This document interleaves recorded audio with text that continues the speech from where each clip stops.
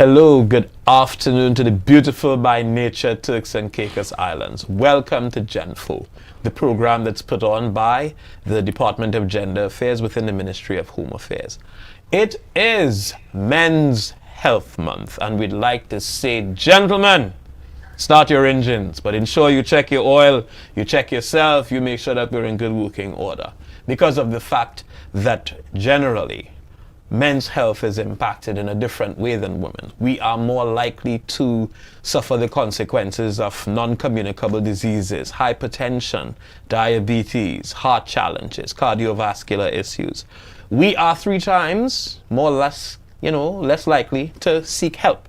And that's just on the physical dimension. There's also the mental emotional dimension where more men succumb to the issues of mental health and challenges, and are also less likely to seek help. And if put into programs where we need therapy, we are also less likely to continue than women, and that impacts our lives in a very, very serious way.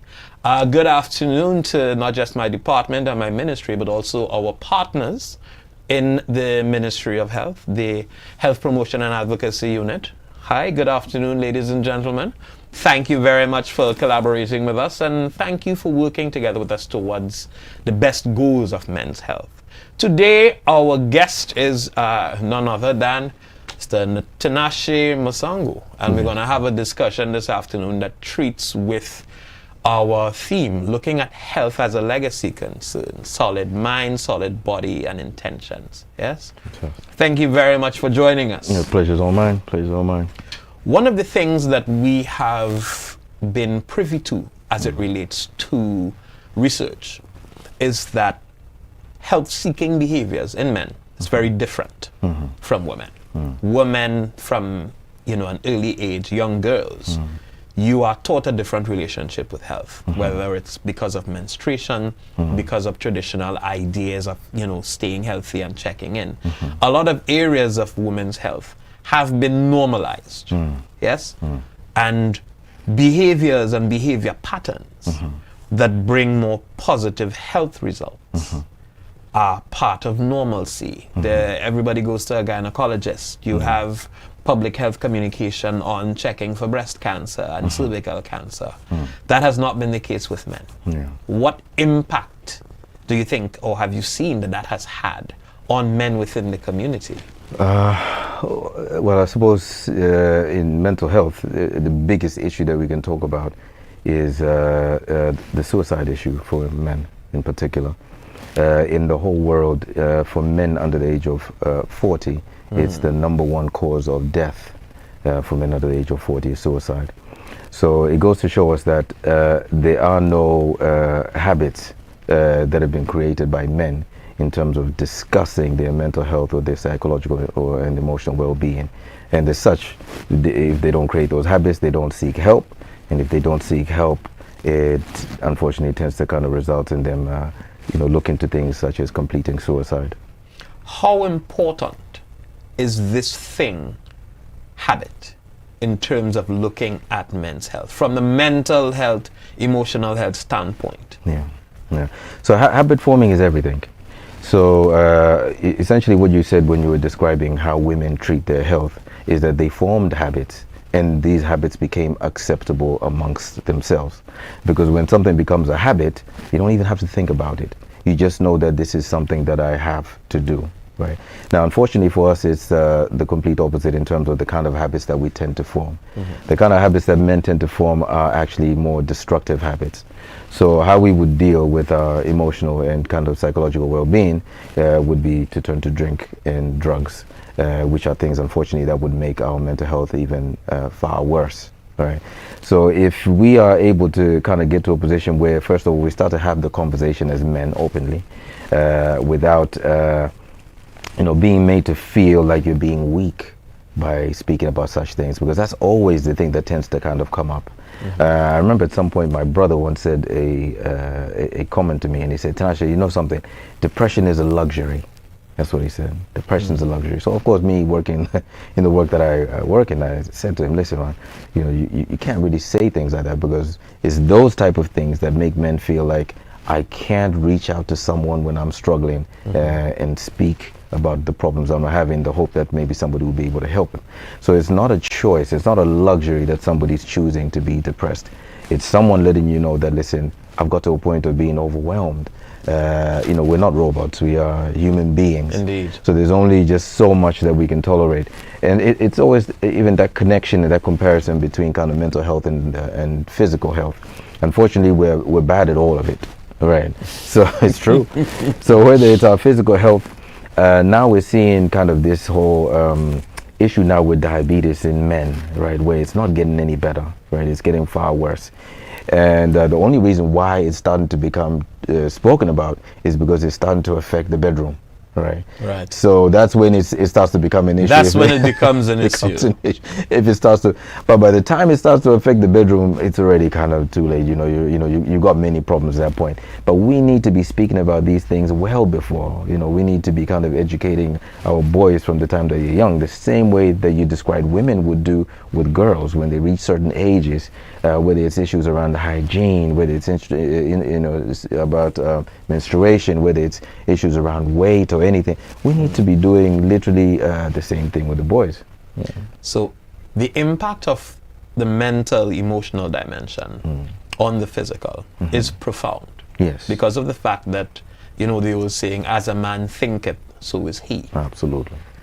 Where do we begin? What's a good entry point? Because we are speaking to themes for this year that look at health as a legacy concern.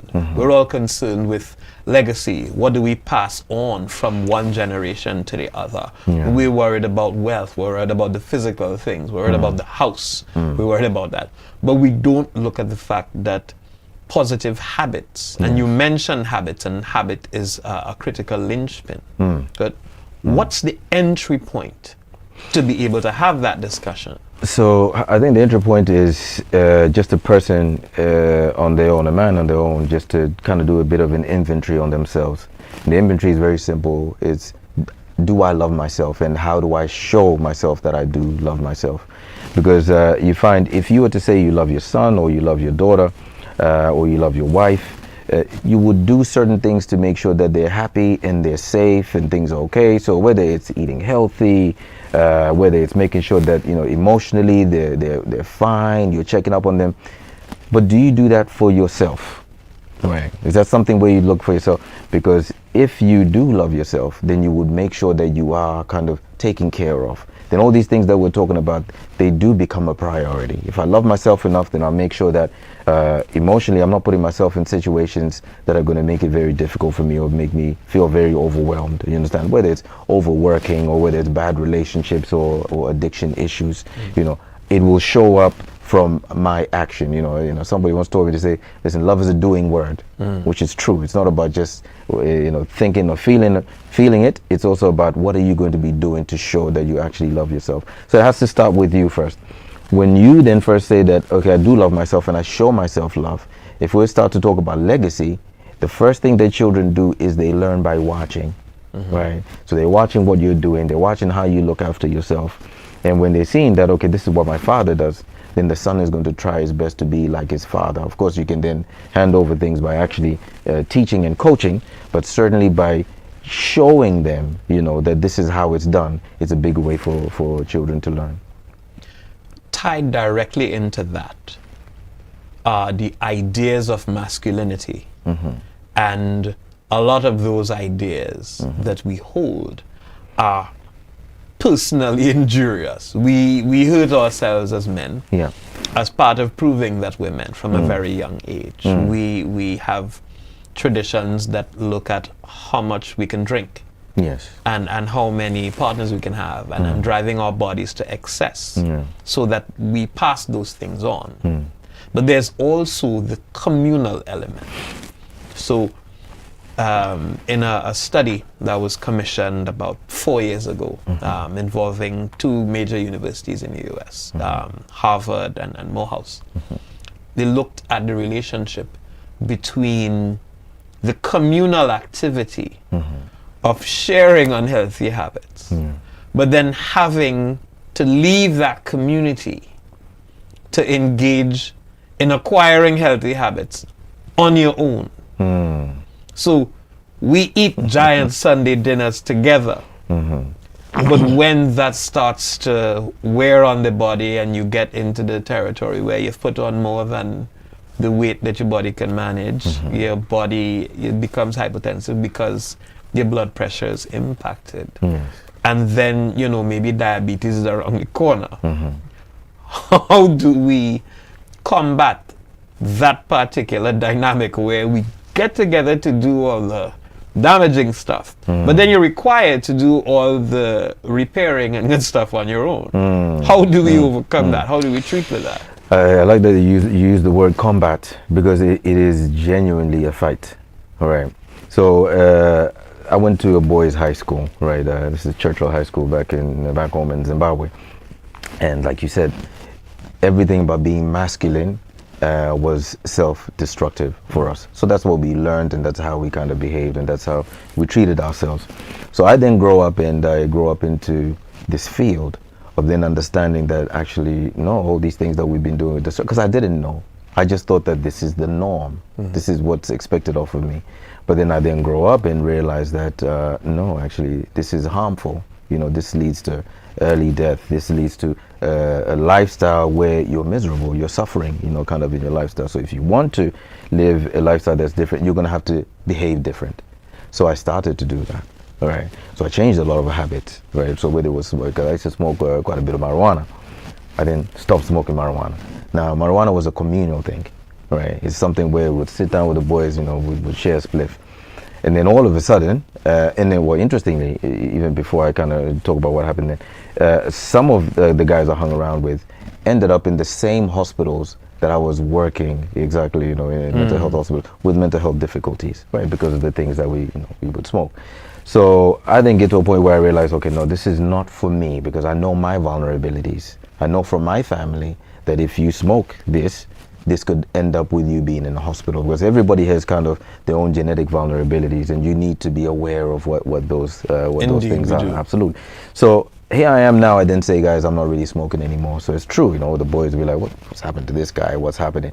But I was very sure of what I'm doing. I was very well aware that, no, I have to be the one to kind of stop this, because if I don't stop this, when I have children, they're going to do, you know, the same. And then I've left them now really vulnerable to struggling with things like schizophrenia and psychosis, because that is something that can be a problem in my family, you know, if you don't curb things like marijuana in particular, right? So anyway, so I still hung around with these guys, but not in the circles of that were smoking, right? And even until today on my WhatsApp, we have a whole WhatsApp group for, you know, kind of the school group. And I wouldn't stop telling the boys to say, hey, listen, you need to know about your family history, about if anybody struggles, because if anybody has struggled with their mental health, then you need to know that there's certain habits that you need to cut out. And we'll talk about it. So initially, like, oh, this guy, and all this kind of talk or whatever it is. But over time, we're chipping away. I know what I'm doing. It's just chipping away. Don't stop. And that's what love is sometimes. Love needs a lot of patience and, you know, kind of perseverance. So chipping away. Now, on their own, they talk about these things, what is healthy and what isn't healthy, and pushing more healthy habits, whether it's their physical health or whether it's their mental health. You know, it's just unreal. But like I said, this was a boys' school, and it's everything you can imagine about what a boys' school would look like, you know, to the power 10, I suppose. To the power of 10. Yeah. Yes, I make the joke often that masculinity left unchecked on its own will destroy itself. Absolutely. Because a lot of those habits that we have inherited and that are part of what it takes to be a man within our social settings are things that are self-destructive and absolutely. How is it that you've mentioned, you know, your own journey? Yeah. How were elements of that where you faced that social closure? Because I know that there would be some degree. Oh yes. So definitely. So in particular, I suppose with friends who I had grown up with, and you know that I was very close with, I went through a period of grief, you know, of that kind of loss of, okay, we're no longer friends.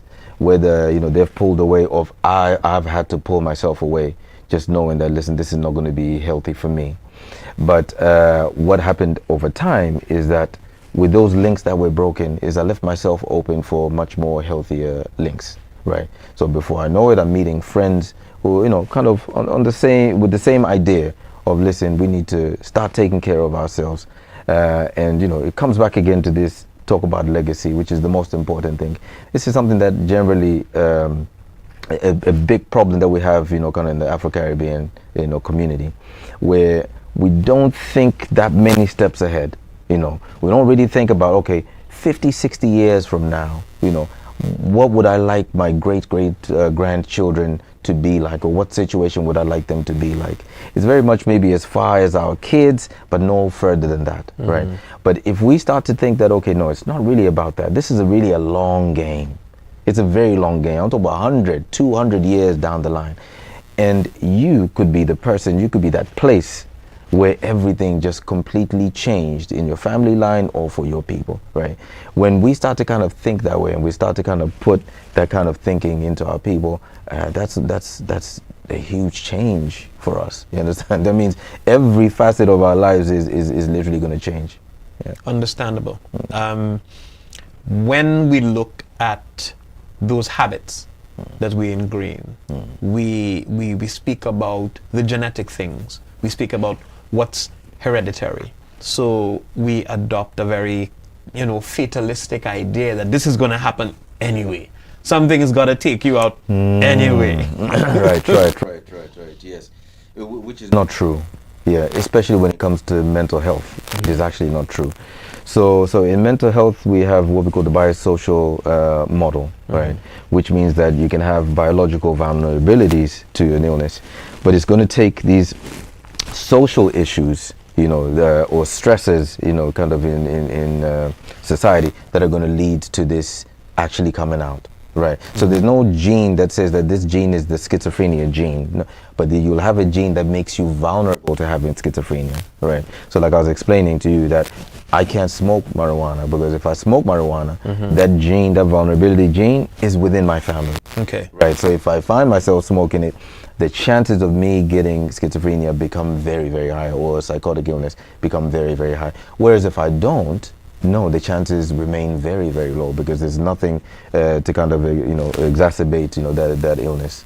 Yeah. Likewise in the physical realm. So we speak, again, we speak in terms of, well, my grandmother was diabetic and my mother was diabetic and it runs on my father's side as well. So therefore I'm going to be diabetic. When the truth of the matter is habit is the thing that is going to impact whatever the predisposition is. So if we say, oh, I've been diabetic, we've got diabetics in the family for 80 to 100 years. It means that you've got 80 to 100 years of habits that make it easier for diabetes, especially diabetes type 2, to attack your family. So we have to look at how we pass on those legacies. Something as simple as with my own children. My son doesn't like sweet because I knew that in my family, diabetes is something that has manifested. Good. So as part of treating with that, I know that sweet is an addiction. Sugar is an addiction. It's been shown that addiction to sugar is perhaps even stronger than addiction to other known substances that we talk about. And if we test the theories, okay, no problem. Someone said, no, it's not true. I said, okay, for 2 hours, no juice, don't put any sugar in your tea. Nothing that contains sugar. Nothing that contains sugar. Yeah. Good? Yeah. Less than an hour, I was like, you know, I could do with this. So we understand that this is an addiction, and this is something which becomes so much a part of us. And it contributes to the ill health. Likewise, things like exercise. We always express how difficult it is to start exercise, but to not exercise, it's easy. We're just not going to do it. As children and as young people, we engage.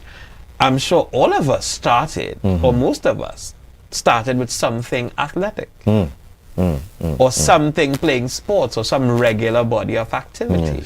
But especially as men, it dies off as we get older. That is true. Yes. That is absolutely true. So the importance of being able to have the habits and for us to develop the habits is something critical. Yes. We also have ideas around not wanting to know because Now I we have to express do that, something you know, about it. if I don't know, it won't hurt me. So that it impacts something like screening. So we Yeah. don't. We have very poor health-seeking behavior Yeah. when it comes to that screening. Yes. And it's been proven to be tied into what you just said. If I know, then I'll have to do something about it.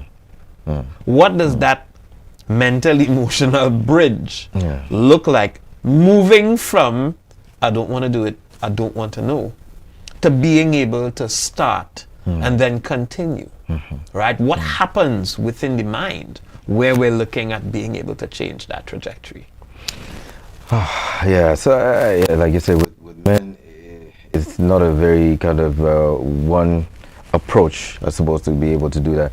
I like that you spoke about kind of this connection, I suppose, between mental health and also kind of the physical, you know, that both kind of work with each other.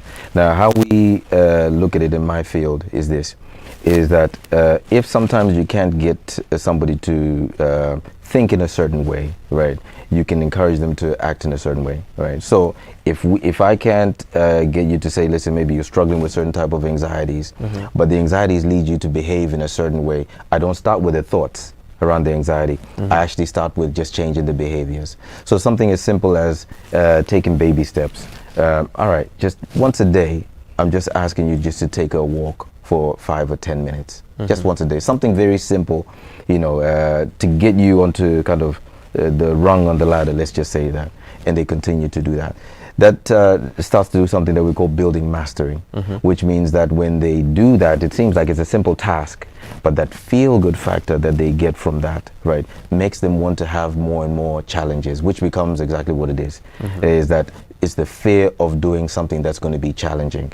But when we start to do this building mastery thing, you start to kind of have a passion for wanting to do something that's more and more challenging. So from there, we then say, okay, that's fantastic. So what do you think about starting the gym? You know, just once a week you go to the gym, they do it, they perform it, they feel good again. Now they feel even more and more motivated. So we start to kind of build and build and build. So in the world of kind of psychology and kind of emotional health, we do even look, like I said, at the physical side in something we call behavioral activation, right? Which means that change your behaviors, and then you'll find that how you feel and how you think, that's also going to start to change as well. But also it just means that after you're noticing that you're feeling different, the conversation I'm going to sit down and have with you about kind of changing your behaviors and why this is very important, it's much easier as well. Yeah. And it's also about having kind of champions in the community, right? So once we have a few men who we are able to kind of work with, and they're noticing that, listen, things are able to change, it's encouraging them. You know, when you go out, speak to your brothers, you know, speak to the boys in the barber shop, you know, or the guys at work about what's happening, the work that's going on, and they start to kind of push as well, you know, kind of on their own behalf, I suppose, or the behalf of the community as well. So we start with the behavior. Yeah. We start with the doing. Yeah. It doesn't have to start with the thinking. No, it doesn't have to start with the thinking. Excellent. No, does it have to start with the motivation, right? Which is why we say start with something simple. Yeah, something very, very simple that doesn't take too much.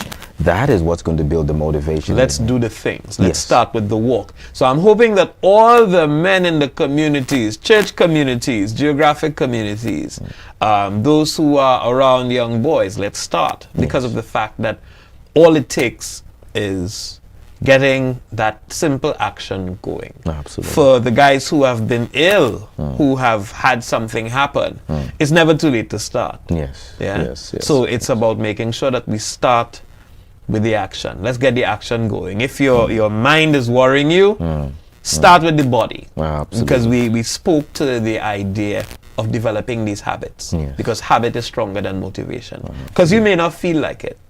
You probably won't feel like it. You won't feel like it. You probably won't feel like it, but certainly, you know, if you just kind of started something, you know, it'll pick up. I think one thing to keep in mind is that we're at a crisis, right? We always speak about when you and I meet, the crisis of our young boys who are dying on the streets from the shootings, and what we don't talk about is our men who are dying in the hospitals, whether it is suicide, which has happened, kind of this year already in the Turks Islands. And it was a young man as well. But also with regards to in the hospitals, the number of people who are going in for kidney issues, men that is. Indeed. Men who are going in for, heart issues and all sorts of kind of things that are it's a crisis in terms of kind of men's health. So maybe also bringing that out to really kind of speak openly about these things as being crisis.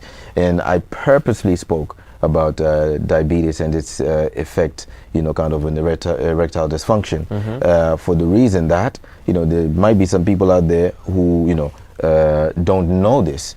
And then when they do understand that it's a thing, it becomes like a sense of urgency, like, okay, wait a minute, all right, so that means that I need to find out what makes me susceptible to having this diabetes, what kind of habits do I need to stop, so that I don't find myself in that situation. Yeah, so it's about, let's look at screening. Let's look at finding out what we need to do, what we need to be, or what's our status on things. Yes. Because we don't engage readily in testing and screening behaviors. No.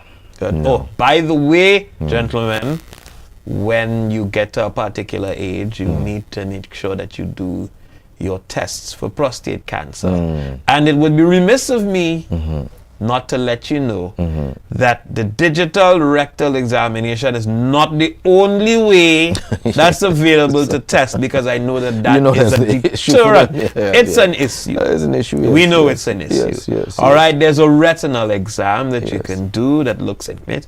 You can look at something called a PSA test that checks for certain levels of particular secretions within the bloodstream. You can do the MRI, which looks at the prostate and will be able to tell you if it's normal sized or not.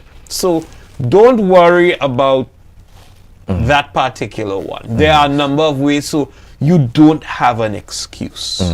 And there is the need to look at ensuring that our health holistically is something that we look at, even when age sets in. Again, we look at it in a very fatalistic way that says that, okay, by this age, X is going to happen. And nothing could be further from the truth. It's not about the age. It's about the habits. It's about the things that we do. It's about ensuring that we put into place the kind of screening. Habits are transferable. Absolutely. Ideologies are also transferable. The things that we have in our head.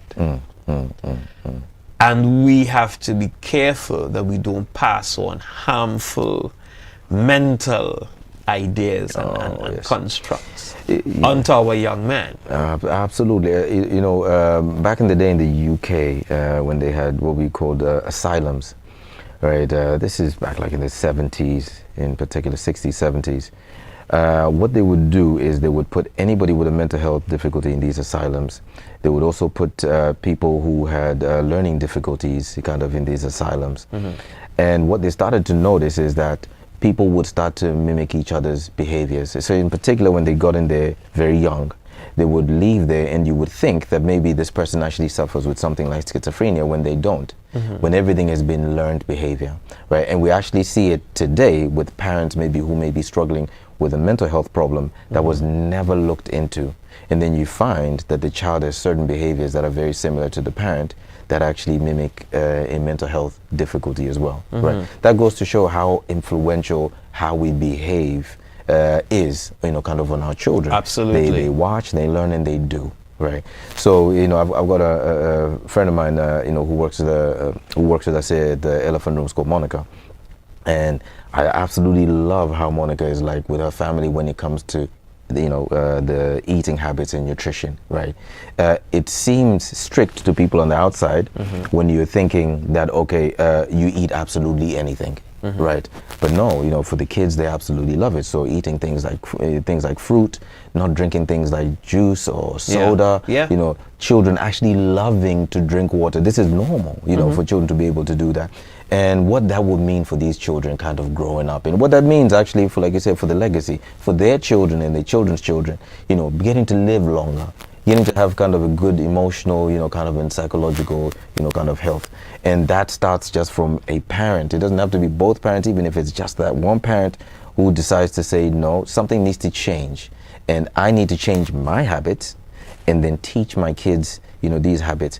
Even if this is the legacy, the only thing that you leave for your children, Indeed. It's a huge thing that you leave, you know, for them. It's large. It's Absolutely. large. So, for instance, we look at how we reinforce habits. So, I can speak of my own example. Anybody that sees me either at the office or wherever else, you will see me having a steel canister that I drink water from because I always carry it. Yes. For my children, I got them these water bottles that they love, these Contigo water bottles that are funky and cool, so that you take it with you. Yes. And that's part of it. They love the water bottle, so they're going to use it. And they, you know, they make sure they fill it themselves because that's the beginning of theirs. So you start that within yourself and within your own children because that's part of creating that habit. Because the reinforcement is something that's important. Absolutely. So when we look at our Sunday dinners, I know that Sunday dinners are a huge thing within these communities that we work and live in. And introducing healthy options. But also, you have to look at the influence, as you said, the behavior. What's the thing you discuss? What do you talk about when you sit together? Yes. No, absolutely, you're right, absolutely. And do we advise each other as well on what we're doing? Do we take a minute to even look at why we eat the things we eat? Indeed. You know, where did this tradition come from? You know, is this because our tradition didn't start 200, 300 or 400 years ago when slavery started? You know, our tradition came from before then. What did we eat? You know, in my country, cornmeal is the staple diet. Right, so we eat something called sadza. A lot of people would know it. I think is gari or ugari. I think in West Africa, and with that, we always thought that this is food that way. But no, actually, maize wasn't. No, maize. It wasn't introduced to the continent until absolutely until later. Only to find out that the reason why it was introduced was to have people work longer. Yeah. That's all it was exactly, you know. So it's not healthy, and that is why we struggle with these things such as diabetes and all these things here. But here we now consider this to be traditionally our staple diet. Actually, what we used to eat small grains, you know, things such as millet and sorghum and all that, which are considered to be far more healthier than eating cornmeal or maize meal, right? So those are the important conversations to really have to say, okay, listen, what is the tradition? We keep saying that this is our tradition. Indeed. But this is, if you're calling your tradition a tradition that was passed on to you by the slave master, then maybe we need to start to reconsider. We need to analyze it. We need to look at it. And Yeah. that's why the element of the conversation is important. Yes. We did a little removal of a slice of how we eat. You know, a colleague of mine, actually I can't just say colleagues, he's a good friend of mine. And we've had these conversations about how our diet, but not just the physical diet, the mental emotional diet impacts us and impacts our children. So we moved a lot from these communal eating settings and went into fast food, so that your relationship with your food and with your family and with the people within that family setting was altered. It changed. If you looked at when younger people moved out of home and go to live on their own, nobody bought a dining room table. Nobody. Because there was no connection with community and having a meal. Yes. You ate something out of a box very quickly, And on the going away. move, in a hurry, just to feel full and move. Wow. Just to be able to be full so that you could work or that you could get from one place of work to another part of your team. Wow. And that is something that when we started the project that she looked at, she started a farm. Right? Right. And we got into the farm to fork experience where, all right, let's try to grow more, or let's try to support people in the community who actually grow more of their food. Because it then became a matter of not just what we cook, but where it comes from. Because we have traditions and ideas around food that literally puts us in danger. Yes. We also have traditions that we pass on to children about children.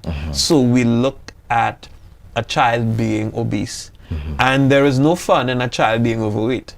It makes that child's life more difficult, as we very well know. Yes, it makes the child's life more difficult because you can't fit on child-size rides. You can't fit into child-size clothing.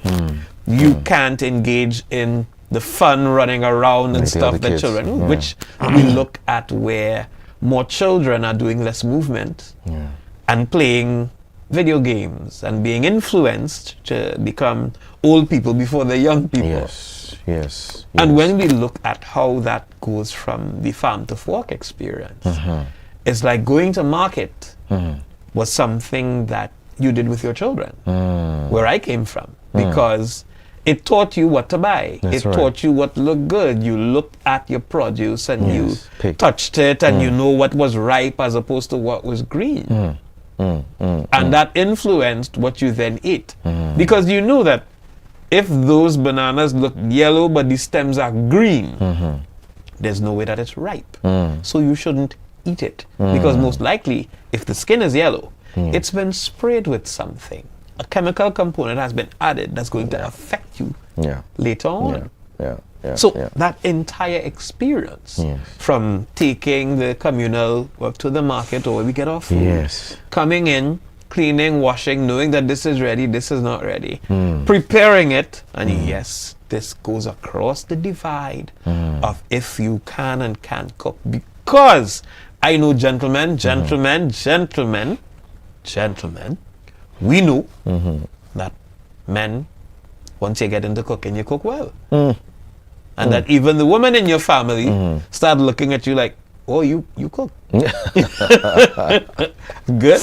And it's part of the influence of you know, how we engage in mastery. You know, because we our learning to cook is connected to cooking for enjoyment and cooking for fun. And that too is a part of it. So, you know, as we engage and do those things which we pass on, you know, by the way, later on in the year, the department, in collaboration with several other entities, coming up for International Men's Day, we have some things happening in various communities that have to do with men cooking, King of the Grill. So stay tuned. We are absolutely prepping to make sure that happens. But it brings to bear the idea that we find different avenues to pass on those healthy habits. We find spaces. And if we create the importance, we make things a rite of passage.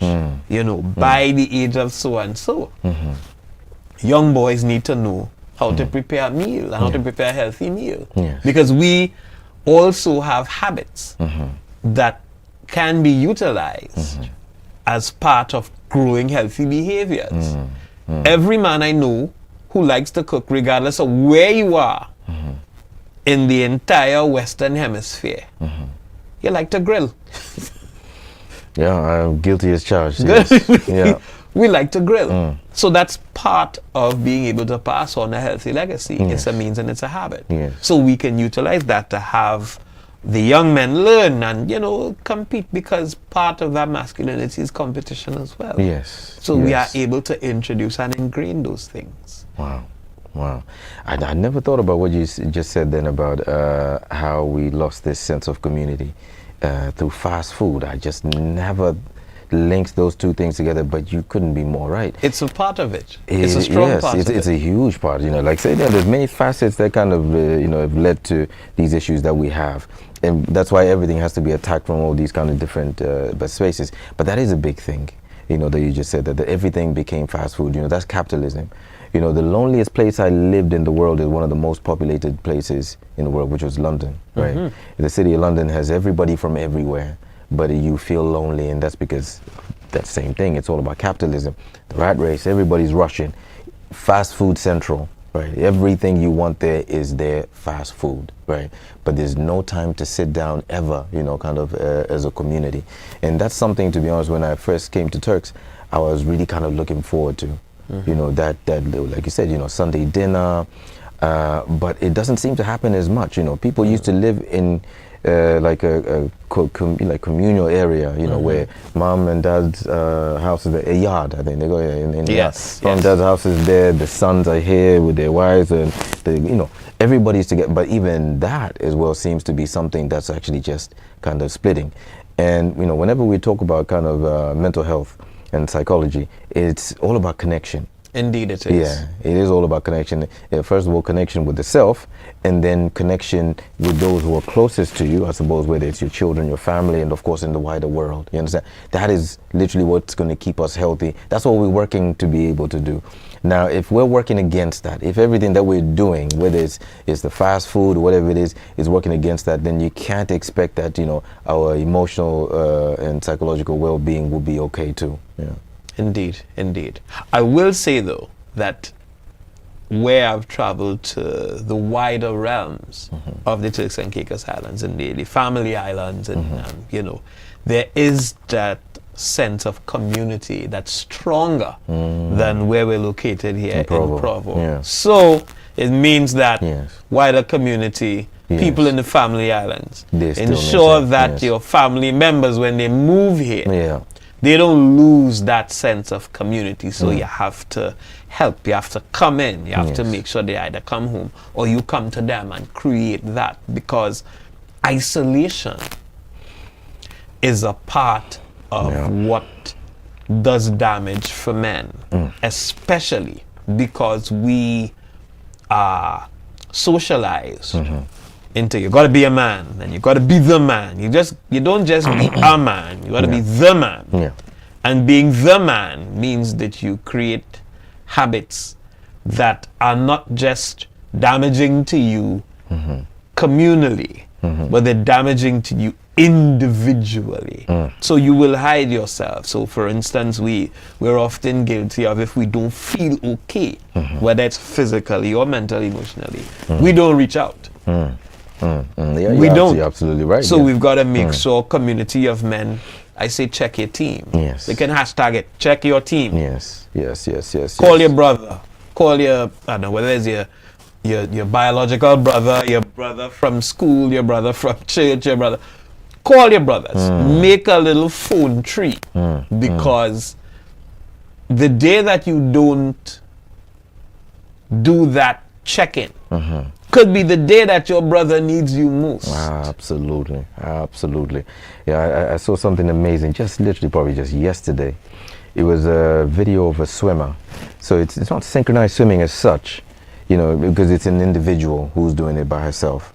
So I think this was in one of the Olympics. Don't ask me which one it was. Right, with the diver, the high diver. Oh, is that what it was? Then she went. Yes. Went to the bottom of the pool. Yes, and then she didn't surface. Yes, and then her coach. Precisely. Exactly. Because the coach was paying attention. He less than a second before that she realized, by now she should have been out. Yep. That's it. She jumped. And I think that's the kind of attitude that we need to have, to each other, especially when we call each other brothers. Indeed. I think we take it so lightly when I say, bro, how you doing, bro? Indeed, indeed. But when we call each other brothers like that, we have to kind of show that brotherhood as well. And just being aware, like, my brother looks a bit tired today. Bro, is everything okay?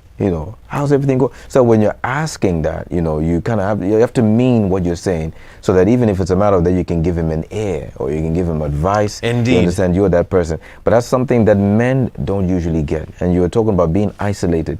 A man can be isolated with everybody around him. Correct. The lonely crowd phenomenon. Yes, absolutely. Lonely crowd. Everybody is there around him, but he could just be like, I'm literally by myself, because nobody knows the battle that he's going through. You understand? Yeah. So, as much as with women, it's normal for us to want to know, and it's actually normalized for them to even reach out. It is normalized. Yes, it's normalized. regularized. It's okay. I'm struggling here. Can't you see this? What's going on? But for us, it's that fear, once again, of saying that I appear weak. Correct. Or I appear vulnerable. So well said. If I say, and we're not comfortable with that. We don't want to look weak or forbid. Yes. Use that V word, vulnerable. Yes. Good. But we're human beings. We need to just keep that very, very, very simple. Yeah. You're going to go through times when things are going to be difficult. Every one last of us, including me. So a lot of people say, hey, you're a therapist, you must have it good because you haven't figured out. No, that's not what this means. No. A doctor has a doctor. It does, even a doctor has a doctor, you're very right. Absolutely. That's not what that means at all. We're all going to go through very difficult times. It's about knowing, what do I do when that happens, right? And the one thing that we always say is, have your tribe, have your people, 2 to 3 people that when things are a little bit difficult, I can turn and say, hey, listen, what's going on? There's never going to be a problem that you have that can be solved. Indeed. Yeah. There's never going to be. The only thing that you haven't done is you haven't reached out to ask. That's all it is. Yeah. So every problem is solvable. Just reach out and be able to ask. If it's a matter of that you don't want to speak to maybe friends or family, then reach out to a therapist. Indeed. This is why we're growing this. The government is growing. I think they got 2 psychiatrists now in the government. We just have a new psychiatrist coming to work with us as well. We have a midwife, mental health midwife. We have coaches, and there's enough people now on island where if you say, okay, I don't want to speak to so and so, I'm not comfortable, then go and see somebody who will Indeed. keep whatever you're talking about private and has the knowledge to be able to support you. Indeed. Yeah. Indeed. So we call for that understanding that, look, there is help. There's absolutely is help. Yeah. Whether that help comes from a professional or it comes from your circle. Yes. 2, understand that you need help. If you're not feeling okay, and when you're not feeling okay. Internally, we know that we're not feeling okay. Yes. So we have to be able to do those 2 things. 1, reach out, but also I think it calls for a level of honesty. You can correct me if I'm wrong. No, you're absolutely right. Because we get into this automatic response piece. Hey, how you doing? Yeah, I'm all right. Now, we don't ask how you're doing. We say, you good? Because we expect, I'm good. In fact, you're forcing the answer. You're forcing the answer. And it's simple, get into the habit of asking, how are you? Yes. And we are human beings. We are socialized into receiving if somebody's okay or not. But we don't, and I call it man world. In man world, because we process things differently and we go through about 32 million filters where we worry about, am I going to look weak? Am I going to appear too needy? Yes. Is this going to be too... And there are 1,000 words that we hear that make us worry about being weak. We hear about being a real man. Leave that. You're a man. You're a man. Absolutely. Because if we have to codify it and say real man, then you start going into things that silence us. Yes. So that we don't reach out. The second Absolutely. part is when someone offers help, we sometimes don't know how to accept help. Because we say, are you okay? Yeah, I'm all right. And the other person leaves it. Now, brothers, tune in to the fact that if your brother is not all right, don't just leave it. Don't just say that, well, I know he's not all right, but maybe he doesn't want to. The moment that you detect that he's not all right, what's up? Come here, man, let's... There may not be the initial ability to speak it because we are not taught the language of help. But especially as men of this diaspora, we are not taught the language of help. Women are taught the language of help. But I don't feel okay. I am not okay. No, I'm not good. I've been better. I've had a better day. You know, I would say, when was the last time you heard a man say, "I'm feeling sad"? I'm feeling sad. Yeah, like, yeah. You've never, you almost never hear that. Is it because men don't get sad, or what is it? Is that what's going on? So we do get sad. You know, what's his name? Coach Prime. I think this guy used to play American football back in the day. Yeah. He was being interviewed, and somebody asked him about one of his lowest points in his life, and he described a time where he was the most famous person in the world, but he was contemplating suicide. Yeah. Yeah, you know. So, I mean, talk about, speaking about something like that to the world, being able to do that, right? Now, I've seen this guy, I can't say I know him too well, but I've seen interviews with him, seems like a stand-up guy, does amazing. Obviously, he's made a career in, kind of in football. Indeed. And done well. He's not the kind of man that you would ever say that this guy is weak. No, yeah. So I don't know, this concept of being able to kind of open up and say, listen, I'm struggling, or I've struggled, how this keeps being associated with being weak. Another guy is Mike Tyson. Everybody, the whole world would know when Mike Tyson is struggling with sadness. I think not that long ago, it was the passing of his daughter. Indeed. Yeah, and that was clear. The guy suffered for years. He couldn't do an interview without, kind of, breaking down in tears. Yeah. None of us will ever turn around and say that Mike Tyson is weak. So why do we use that stick on ourselves? Why do we turn around and say, if I cry, if I get upset, that must mean that I'm weak? Yeah. That's you see, that's part of how we're socialized into it. Yeah. There's an exercise I utilize where we say, okay, when understanding gender and understanding the development of gender identities and gendered expression. Okay, if your boy and your girl, all right, we born, what color are the blankets?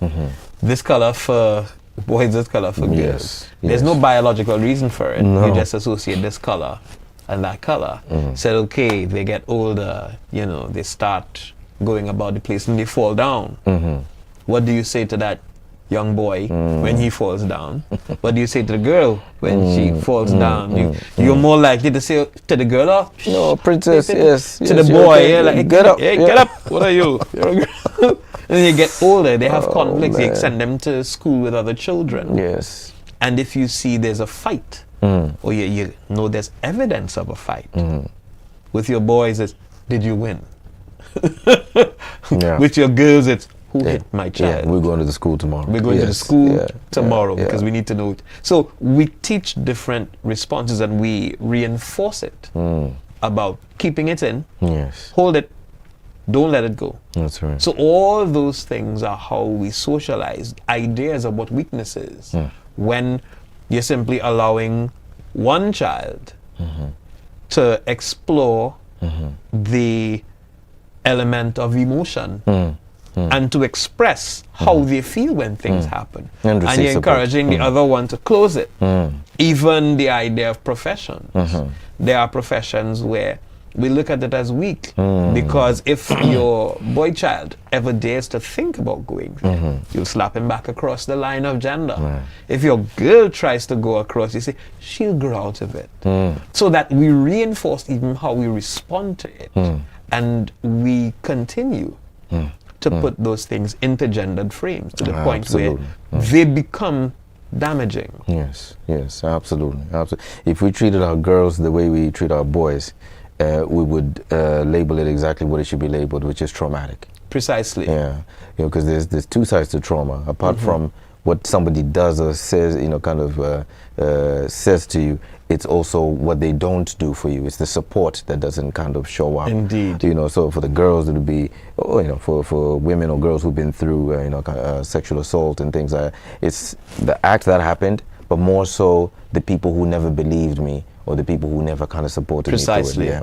And for men, this is the same thing. Right from the beginning, as you're a young man, your emotions are already invalidated, right? Oh, you fell down, you want to cry, don't cry, you're a big boy. Just kind of go ahead and do that. Suck it up. Absolutely, yeah. So it's literally the same thing that we are actually traumatizing these young. And then when they grow up, and there's difficulties around kind of managing emotions, kind of dysregulated emotions. And we're seeing the boys speeding up and down the highway like carefree. They don't care about their lives. Man, somebody just died last week. Why you? It's coming from that. It's coming from a place where, wait a minute, it started off with nobody even validated how I feel. So you think I care? What do you think? Or you have to say no. There's no point. So we have to start now. And when I say we, it's individuals. Everything starts with that first person. That first person who's going to sweep their front yard is the person who cleaned up the neighborhood. Because when all the other neighbors start to clean up their front yards and the whole neighborhood looks fantastic, it was that started with that one started with that one person. So we just have to say, hey, listen, we know what's right. I know what will help. So I'm going to take the sacrifice and do what needs to be done. All right. Tinashe, thank you very much for joining us. As always, it's been quite an enlivening and enlightening discussion. Men's health, the physical, mental, emotional dimension of it. Thanks for sharing your insights. All right, it's Men's Health Month, so let us continue to support men's health outcomes. You see me in my blue, it's because every Friday, in support of men's health goals, let's wear blue. Let's come out there and show our men and boys that it's important. Physical, mental, emotional health. Stand up. It's a legacy concern.